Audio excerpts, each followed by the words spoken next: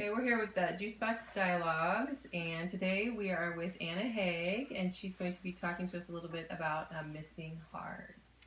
So tell us a little bit about Missing Hearts. First of all, what genre is it? It's falls basically under romantic suspense. It's a contemporary because it's a follow-up novella to the original book, but it has a different angle. It is a mystery that's going on in this story. Okay, so it's a follow-up from the first book, which is Captured Hearts, and that was intended only to be a standalone novel, which it is. I had several requests from people saying, well, what happened to these people later? I want to know more about this couple. So I had an idea and about working from there, and this story takes place 4 years later. After the resolution of the first book, then we are on to a new situation. There's children involved in their family. Okay. So the first book is called Captured Hearts, and you can get that on any book retailer. Right now it is in KU. Okay. And this one is as well, but the print copy, well, I mean, you can still buy it, but it is in Kindle Unlimited right now. Both of them are for the next 3 months at least. Okay. So you would definitely want to read the first book. You definitely do, because you'll get a lot of background as to why both characters are the way they are. There is information in there that you can understand what's going on, but you would be really helpful to read the first one, because there is a mystery going on that was brought up in the first book. She's looking for her natural parents, because she was a foster child and did not have the family unit, and this book deals with trying to find her natural parents, and it has a really bizarre twist to it.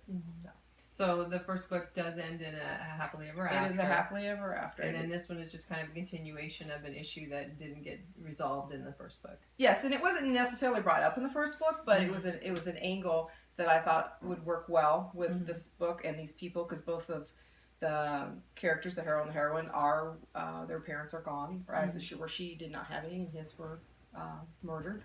So it's two people who don't have families anymore in that aspect, they have their own family now and want a little bit of family history for the children. So that you have this book out and the one prior to this, and then what other books do you have? I have a first book in a trilogy out. The first book in that is called Angel's Collar. It's a BDSM romance that is on the lighter side. It doesn't follow the typical protocol. These are people who really struggled with how they wanted to do things in their lives, and so it's a little different. It's not a long book. It's a shorter book as well. But, and it's called Angel's Collar. And it's got a lot of humor in it, and that is the first book. There are 2 more books on the way from that one that deal with different characters. Yeah, I did read the Angel's Collar, and it is just kind of more of a smooth introduction into the lifestyle. It's not, full-fledged BDSM. It's just kind of introducing the reporter into the lifestyle that they've chosen to live, and how they went on that journey. And an interesting fact about that really hadn't come out is they are actually a real couple.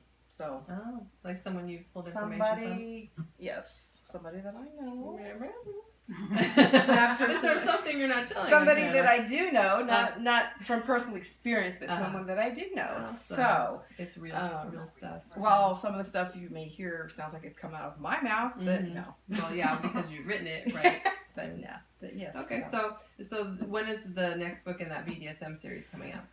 I am hoping by December. I'm waiting on the publisher to get back to me with the line edit, so that should be any day now. I keep saying this. I guess it's like when we're waiting to go on labor. I keep waiting for And the publisher is Wild Rose Press for that one.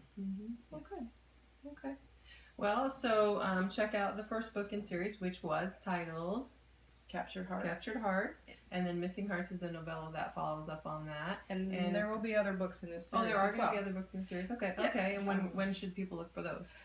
The third book, which will be called Stolen Hearts, will be out hopefully by next summer. I'm trying to get it for Writers on the River, but I can't guarantee that. Okay. And then also the person who edited this book suggested there's a character in here that needs his own story, and I thought, didn't think of that. Yeah, that's always fun, right? But I think she's right. Mm-hmm. So there will be that one I don't really know anything about yet, but I have this character, so I will use that.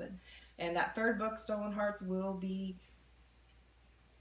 about 10 years further longer in the future. So the first child in this one will be a teenager. So that'll be fun.